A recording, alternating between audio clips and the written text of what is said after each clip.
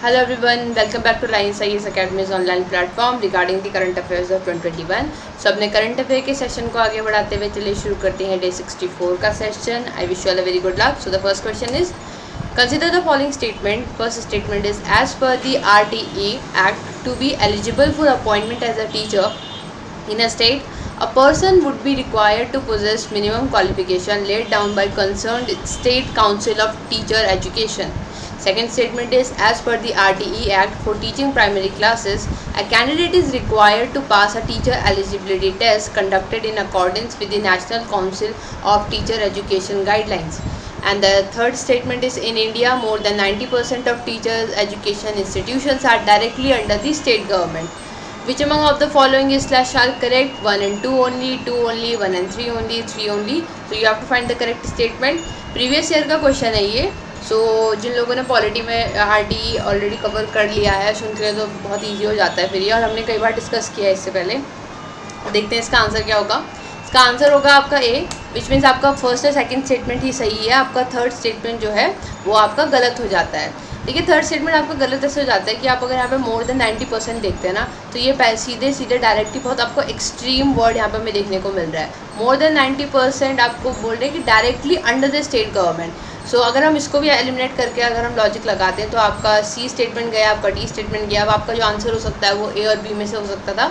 और पहला स्टेटमेंट आपका बिल्कुल ठीक है जहाँ पे कहा गया है कि to be eligible for appointment as a teacher person would be required minimum qualification laid down by the concern state council of teacher education. तो ये आपने द हिंदू में आर्टिकल देखा होगा, around 50% of municipal schools not following the RTE mandate. So किस तरीके से आपका जो RTE एक्ट है जिसका यूज़ होना चाहिए था वो अभी नहीं हो रहा है.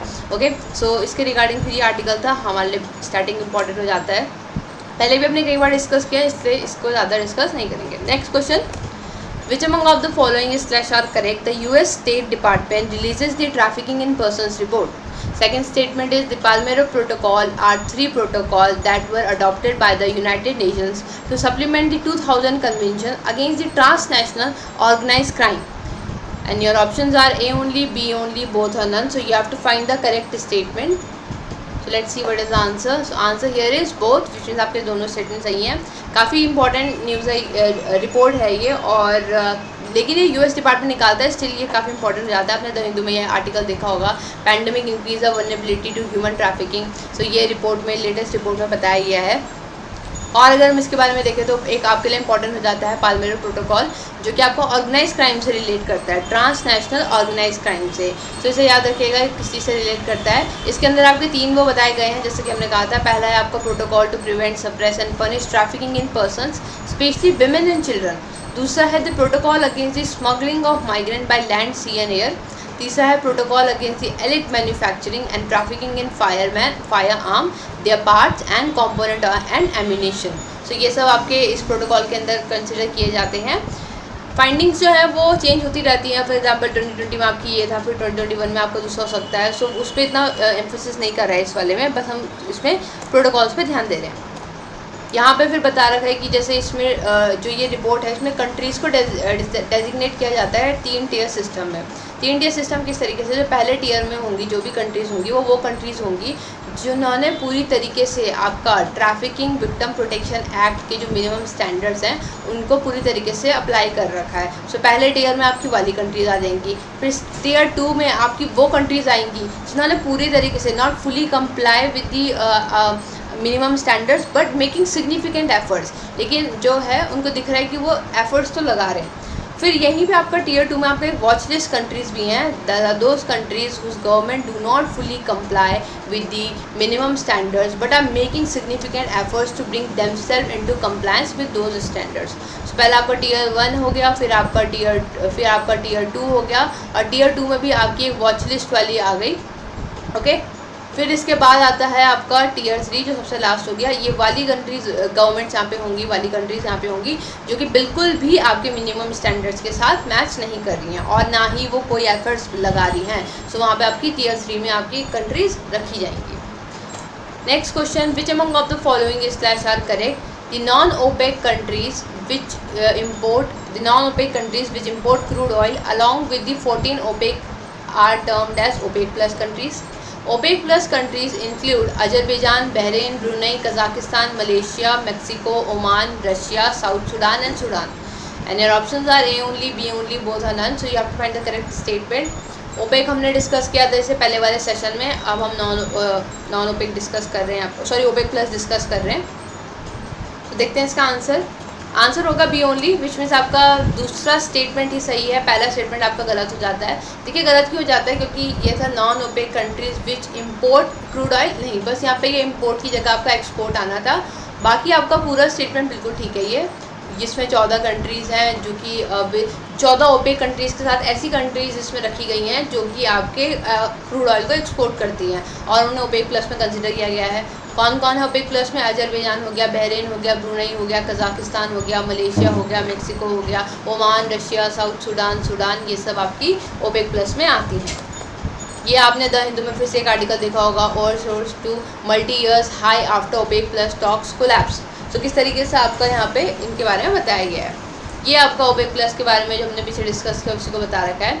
Russia and Saudi Arabia both have been at the heart of 3-year alliance of oil producer known as OPEC plus, which now include 11 OPEC members, 10 non OPEC nations that aims to shore up the oil prices with the production cut. तो जिस तरीके से आपका production में cut होता रहेगा उस तरीके से आपका किस तरीके से जो प्राइसेस हैं उनको भी मैच करते रहना है. आपको पता होगा कि जितनी आपकी डिमांड और सप्लाई की आपकी एक थ्योरी होती है, सो जिस तरीके से डिमांड होगी उस तरीके से सप्लाई होगी और उसी तरीके से फिर उसके प्राइसेस भी आपके सेलेक्ट किए जाते हैं. सो ये इनको ध्यान में रखते हैं. विच among of the following is incorrect?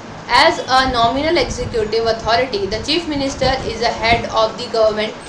He is assisted by his council of ministers who are a part of state executive along with the governor and advocate general of state. Similar to prime minister who is the head of the government at the center, chief minister is the head of the government at the state level. And the last option is none of the above. So you have to find the incorrect statement. ध्यान रखिएगा. इसका answer हो जाता है आपका A, which means आपका पहला statement गलत है. देखिए आपने ये देखा होगा उत्तराखंड से रिलेटेड न्यूज़ है जहाँ पे पुष्कर धामी जो है जिन्होंने उत्तराखंड के सीएम की शपथ ली है. इंपॉर्टेंट हो जाता है फिर जो सीएम का ऑफिस होता है. तो पहला स्टेटमेंट गलत इसलिए हो जाता है as a nominal executive authority. नहीं, नॉमिनल थोड़ी होता है, आपका रियल एग्जीक्यूटिव अथॉरिटी जो होता है वो आपका चीफ मिनिस्टर होता है. नॉमिनल तो हमारा गवर्नर होता है. So nominal executive authority the chief minister is the head of the government. बाकी बिल्कुल ठीक है, head of the government chief minister ही होता है, बट यहाँ पे नॉमिनल की जगह पे बस आपका रियल आ जाना था. ओके, दूसरा बिल्कुल ठीक है, he is assisted by council of minister who are a part of a state executive along with governor and advocate general of state. तीसरा बिल्कुल ठीक है, जहाँ पे कहा गया है कि जिससे प्राइम मिनिस्टर आपका सेंटर पे गवर्नमेंट का हेड होता है, इस तरीके से चीफ मिनिस्टर आपका स्टेट लेवल पे गवर्नमेंट का हेड होता है. आपका आर्टिकल जो 164 है कॉन्स्टिट्यूशन, यहाँ पे इतना बताया गया है कि जो गवर्नर है वो आपका अपॉइंट करेगा चीफ मिनिस्टर को. याद रखिए यहाँ पे आपका अपॉइंटमेंट है, वर्ड यूज जो किया गया है कॉन्स्टिट्यूशन में अपॉइंटमेंट है, इलेक्शन नहीं है. ओके, सो यहाँ पे आपका गवर्नर अपॉइंट करेगा चीफ मिनिस्टर को. However governor can not appoint any random person as chief minister but has to follow the provision. यही होगा जो आपका जो भी आपके सिलेक्टेड वहाँ पे बताए गए हैं, डेजिग्नेशंस बताई गई हैं, उसके हिसाब से आपकी जो भी क्वालिफिकेशन सेट होंगे वो जो आपका होगा वो आपका यहाँ पे मिनिस्टर बनेगा, चीफ मिनिस्टर बनेगा. Next question, which among of the following is slash are correct? The habitat of a species is like its address, whereas niche can be thought of as its profession. A niche is unique for a species, while many species share the habitat. And your options are A only, B only, both are none. So you have to find the correct statement. ये आपने environment में cover किया होगा, plus आपका जो अभी 20 questions का series चल रहा है उसमें भी ये डिस्कस हो रखा है. सो आई होप आप लोगों के लिए ये टफ नहीं पड़ेगा. इसका आंसर होगा आपका बोथ, जिसमें दोनों स्टेटमेंट सही हैं. सो एक जो हैबिटाट होता है किसी भी स्पीशीज़ का वो उसके एड्रेस की तरह होता है, लेकिन जो नीश होता है वो उसके एक प्रोफेशन की तरह काउंट किया जाता है. नीश आपका यूनिक हो सकता है कि स्पीशीज़ का, लेकिन वाइल मैनी स्पीशीज शेयर दी हैबिटाट शेयर कर सकते हैं लेकिन नीश नहीं कर सकते हैं. यहीं पे फिर बता रखा है कि no two species in a habitat can have a same niche. दो स्पीशीज़ अगर आपके एक ही हैबिटाट में आपका सेम नीश आपका शेयर नहीं कर सकते हैं.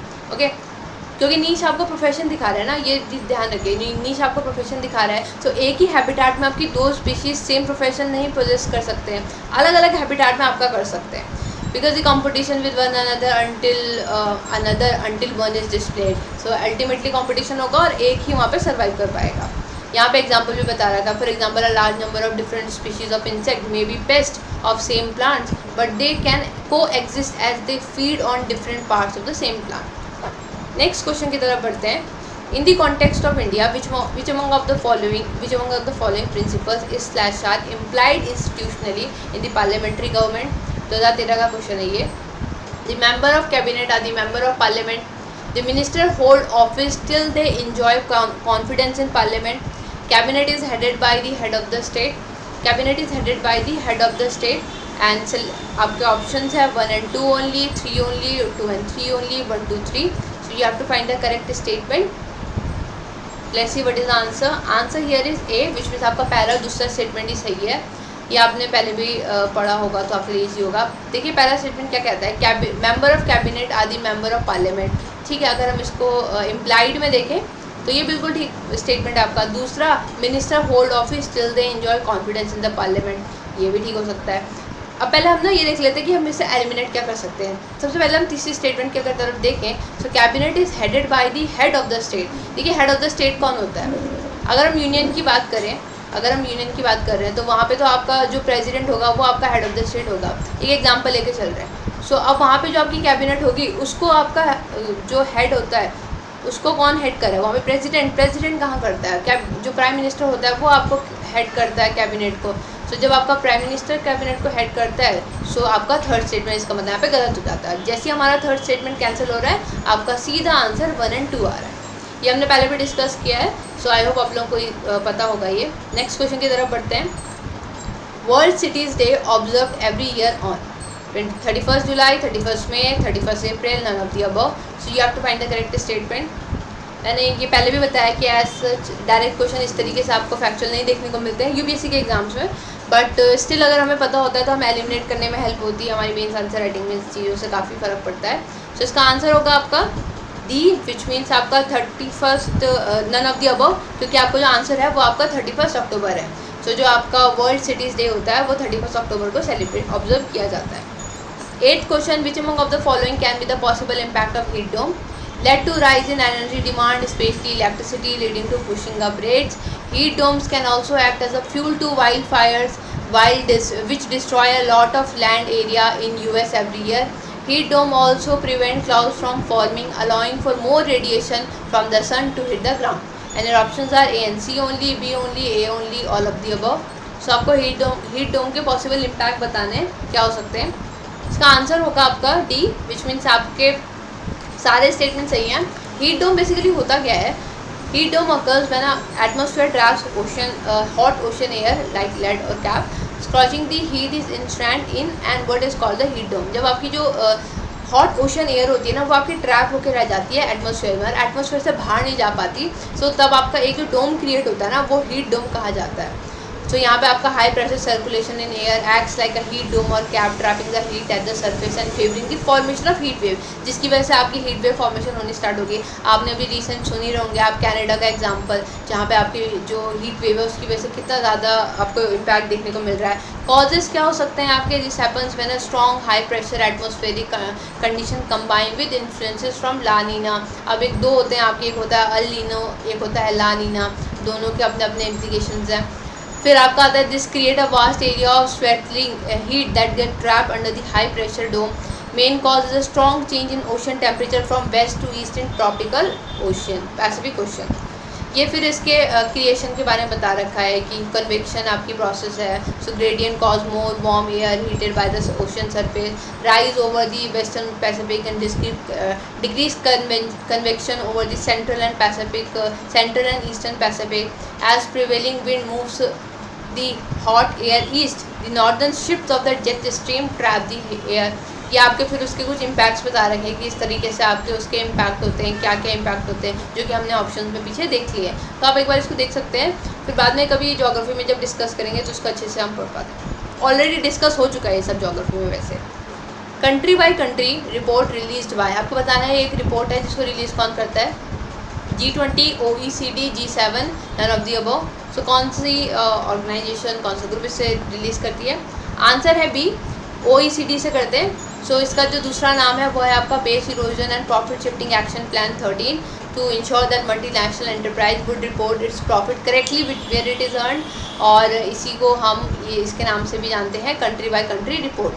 Okay, base erosion profit shifting हमने एक बार पहले भी डिस्कस किया, अब इसकी एक्सप्लेनेशन एक बार पढ़ सकते हैं। यहाँ पे वही बता रखा है कि aggregated country by country information relating to the global allocation of income, tax paid and certain other indicator of multinational companies. इसमें आपके कॉन्स्टिट्यूएंट एंटिटीज़ की लिस्ट होगी, जहाँ पे सारी मल्टीनेशनल कंपनीज़ के बारे में बता रखा होगा, किस तरीके से ऑपरेट कर रहे हैं, किस पर्टिकुलर जुरिसडिक्शन में वो हैं, एंड सो ऑन।